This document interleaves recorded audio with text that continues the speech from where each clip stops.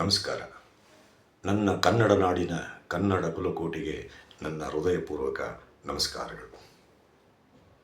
ನಾನು ಇಂದಿನ ಸಂಚಿಕೆಯಲ್ಲಿ ಪಾಂಡವರ ರಾಜ್ಯಭಾರ ಹೇಗೆ ಮಾಡ್ತಿದ್ದಾರೆ, ಆ ಧರ್ಮರಾಯನಿಗೆ ಅದೆಷ್ಟು ಸಂಕಷ್ಟ ಬಂತು ರಾಜ್ಯಭಾರ ಮಾಡುವಾಗ ಅಂತ ಒಂದೆರಡು ಮಾತುಗಳನ್ನ ಹೇಳಿದ್ದೆ.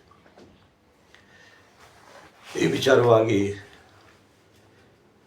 ಕೇಳು ಜನಮೇಜಯ ಕಾದಂಬರಿ, ಶಿವಾನಂದ ಒಳಪ್ಪನವರು ಕುರುಕ್ಷೇತ್ರದ ಮಹಾಯುದ್ಧದ ಬಗ್ಗೆ, ಕುರುಕ್ಷೇತ್ರದ ಕೆಲವು ವಿಚಾರಗಳ ಬಗ್ಗೆ ತುಂಬ ವಿಚಾರಗಳನ್ನು ಈ ಕಾದಂಬರಿಯಲ್ಲಿ ಬರೆದಿದ್ದಾರೆ.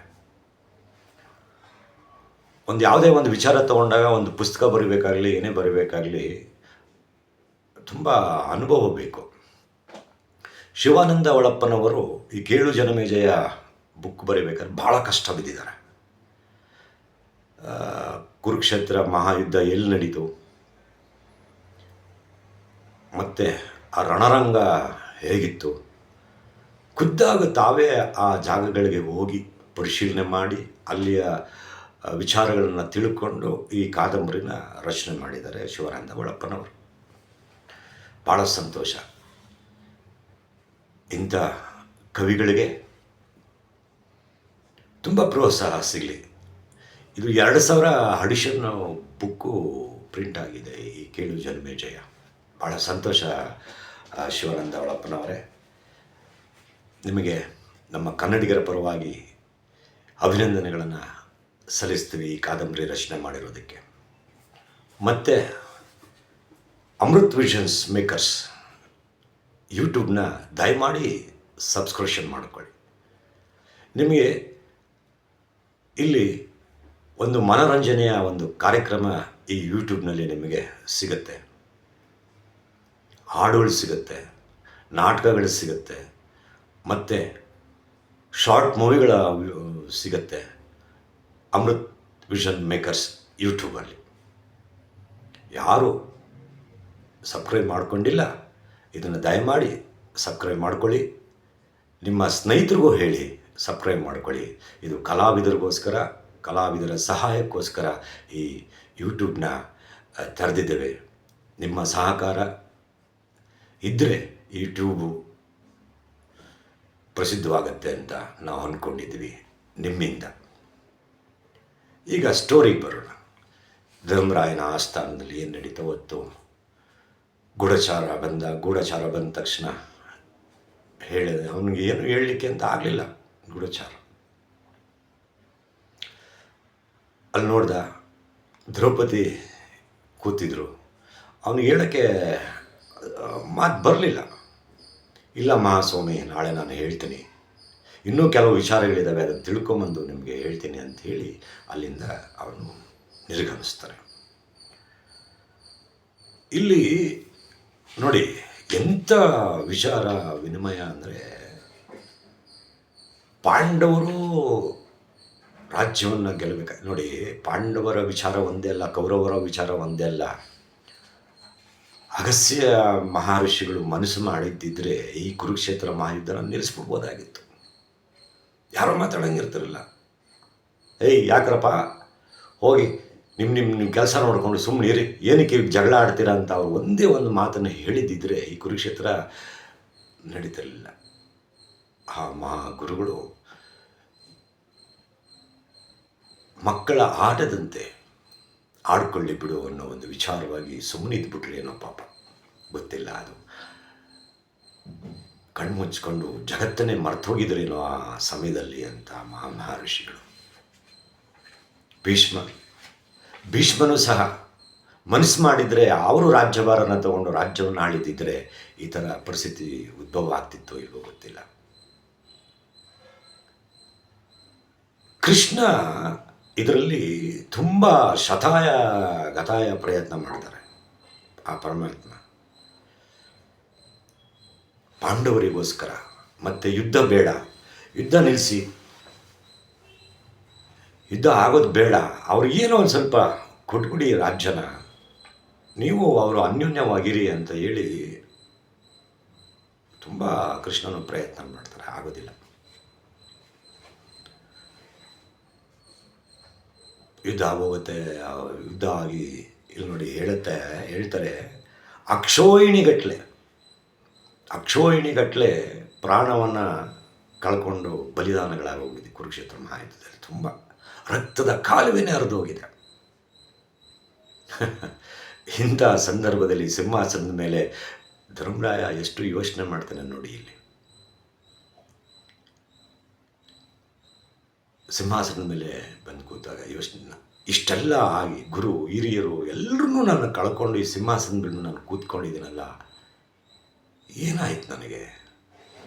ಇಲ್ಲಿ ಯೋಚನೆ ಮಾಡ್ತಾನೆ. ಅಕ್ಷೋಹಿಣಿ ಸೇನೆ ಎಲ್ಲ ಕಳ್ಕೊಂಡ್ಬಿಟ್ಟಿದ್ವಿ.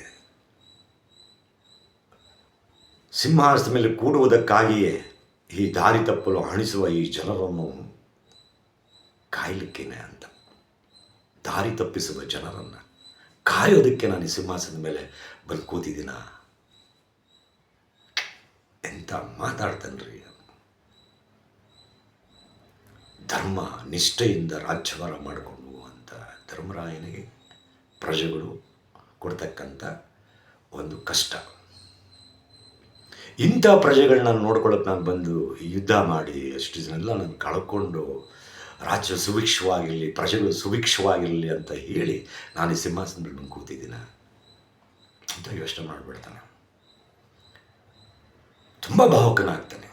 ಅವನಿಗೆ ಅದು ಕಾಡ್ತಾ ಇರುತ್ತೆ ಧರ್ಮರಾಜನಿಗೆ. ಅವನು ಹೋಗಿ ಗೂಢಚಾರ ಹೋದ ಮೇಲೆ ಈ ಥರ ಅವನು ಯೋಚನೆ ಮಾಡಿಬಿಡ್ತಾನೆ.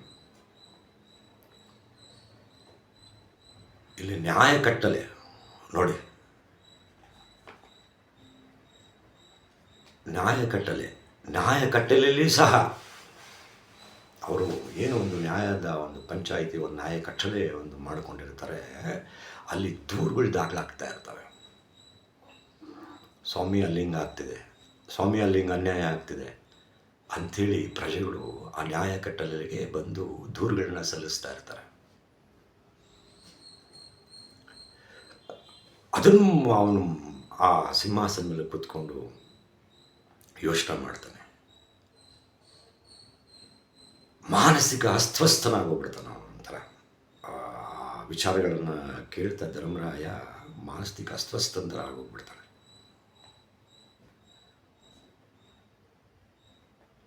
ಆಮೇಲೆ ಏನಾಗ್ತಾ ಇದೆ ಇಲ್ಲಿ ಅಂತಂದರೆ, ವ್ಯಾಜ್ಯಗಳ ದಾಖಲೆಗಳು ಜಾಸ್ತಿ ಆಗ್ತಾ ಇದೆ, ಜಗಳಗಳ ದಾಖಲೆಗಳು ಜಾಸ್ತಿ ಆಗ್ತಾ ಇದೆ. ಮಾನಸಿಕ ಅಸ್ವಸ್ಥರು ಸೇರ್ಪಡೆಗೊಳ್ತಿದ್ದಾರೆ. ನಿರಾಶವಾದಿಗಳ ಸಂಖ್ಯೆ ಬಲಿಯಾಗ್ತಿದೆ. ಮಹಾಭಾರತದ ಯುದ್ಧದಲ್ಲಿ ಅಳಿದುಳಿದವರು ಅನಾಥರಾಗಿದ್ದ ಮಕ್ಕಳು ಈಗ ರಾಜ್ಯ ಆಡಳಿತಕ್ಕೆ ತಲೆನೋವಾಗುತ್ತಿದ್ದಾರೆ. ಯುವಕರು ಕರ್ತವ್ಯ ಪ್ರಜ್ಞೆಯನ್ನು ಮರೆತು ವಿಚಿತ್ರ ಬಟ್ಟೆಗಳಲ್ಲಿ ತನ್ನ ಅರಗಿನ ಸ್ಥಿತಿಯಲ್ಲಿ ಸರಿಸ್ತಾ ಇರ್ತಾರೆ ಅಂತ ನೋಡಿ. ಮನುಷ್ಯನಿಗೆ ಸುಖ ಬಂದಾಗ ಇದೇ ಅಲ್ವಾ, ಅವರಿಷ್ಟ ಬಂದಂಗೆ ಆಡೋದು, ಅವರಿಷ್ಟ ಬಂದಾಗ ಈ ಗುರು ಹಿರಿಯರ ಮಾತನ್ನು ಕೇಳೋದೇ ಇಲ್ಲ ಅಂತ. ಇದೆಲ್ಲ ಆ ಗೂಢಚಾರರ ವಿಚಾರದಲ್ಲಿ ಧರ್ಮರಾಜ ತಿಳ್ಕೊತಾನೆ. ಎಲ್ಲ ಮಿಥ್ಯ, ಎಲ್ಲ ಮಾಯೆ, ಮಂತ್ರ ಜಪದ ಸುರು ಇಟ್ಟಿದ್ದಾರೆ ನೋಡಿ. ಎಲ್ಲ ಮಿಥ್ಯ, ಎಲ್ಲ ಮಾಯೆ ಎಂಬ ಮಂತ್ರ ಜಪ ಶುರುವಿಟ್ಟಿದ್ದಾರೆ ಅಂತ. ಏನೆಲ್ಲ ಮಿಥ್ಯ, ಯಾವುದಕ್ಕೂ ಇಲ್ಲಿ ಏನು ಇದೇ ಇಲ್ವಾ? ಎಲ್ಲ ಮಿಥ್ಯವಾಗಿ ಅದನ್ನು ನಡಿಬೇಕಾಗಿತ್ತಲ್ವಾ? ಮತ್ತು ಸತ್ಯ ಇದೆಲ್ಲ ಗುರು ಹಿರಿಯರು ಹೇಳೋ ಮಾತೆಲ್ಲ ಮಾಯ ಆಗೋಯ್ತಾ ಅನ್ನೋ ವಿಚಾರನ ಅವನು ಯೋಚನೆ ಮಾಡ್ತಾನೆ ಧರ್ಮರಾಯ. ಎಂಥ ಪರಿಸ್ಥಿತಿಗೆ ಅವನು ಇರ್ತಾನೆ ಆ ಸಮಯದಲ್ಲಿ ಅಂದರೆ,